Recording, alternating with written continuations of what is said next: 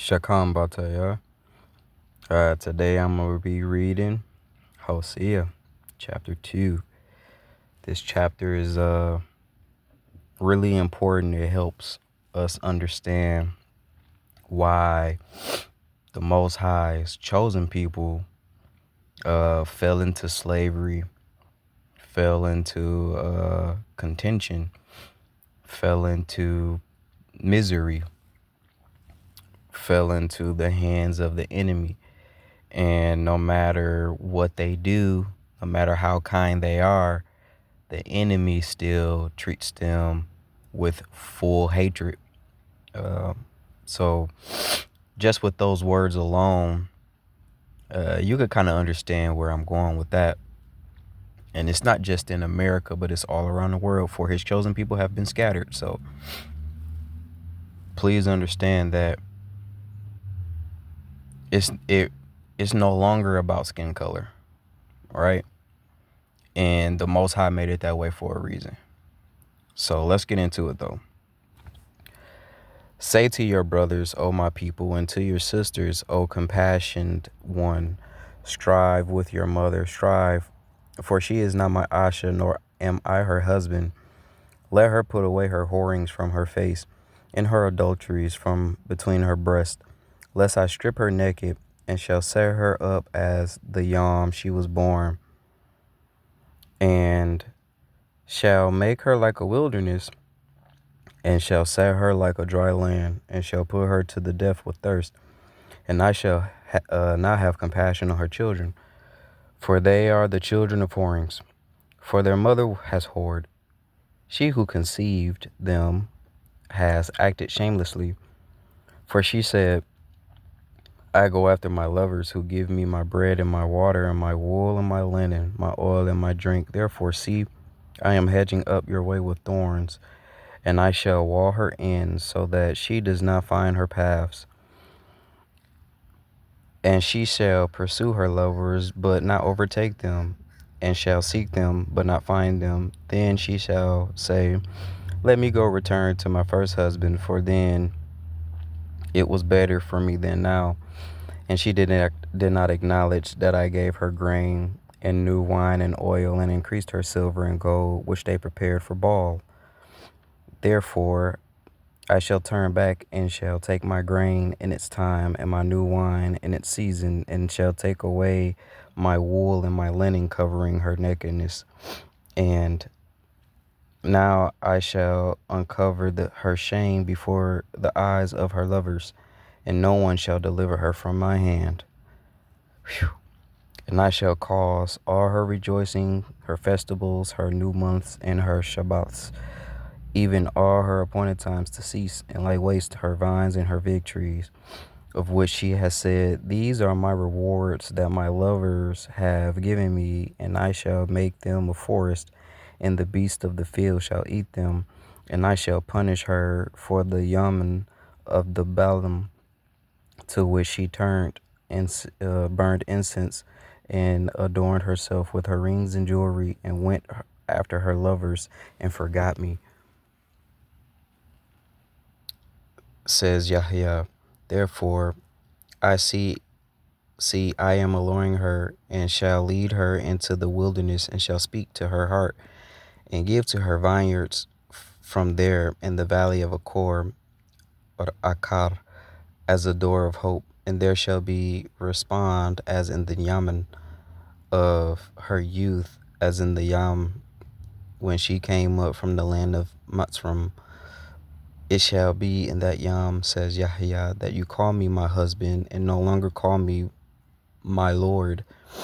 And I shall remove the names of the lords from her mouth, and they shall no more be remembered by their name. And in that Yam I shall make a covenant for them with the beasts of the field, and with the birds of the Shamayam, and with the creeping creatures of the ground, when bow and sword and battle I break from the Arats. And I shall make them lie down in safety.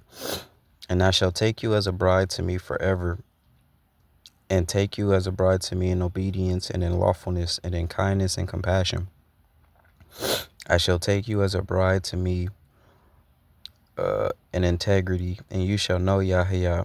And it shall be in that yam that I answer, says Yahweh, that I answer the Shamayah, and they answer the Arats, and the Arats answer the grain, and the new wine, and the oil, and they answer Yasharal. And I shall sow her for myself in the Arats, and I shall have compassion on her who had not obtained compassion. And I shall say to those who were not my people, you are my people, while they say, Ma Alahaya. So with this, we can understand why Yasharal, his chosen people, were cut off for basically a season, because they went after lords, they went after idols. And this is why they went into slavery. Uh,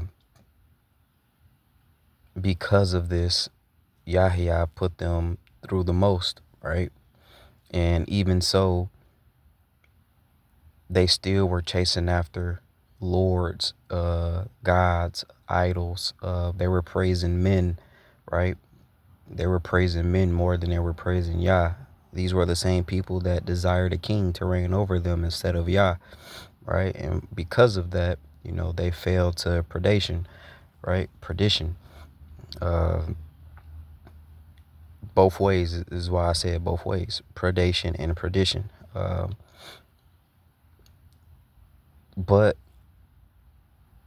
as you can see, the day will come where the Most High will reconcile the difference, you can say, and he will put back in our hearts his true name, and we will no longer call him by my Lord or Lord God or God. We will call him by his true name.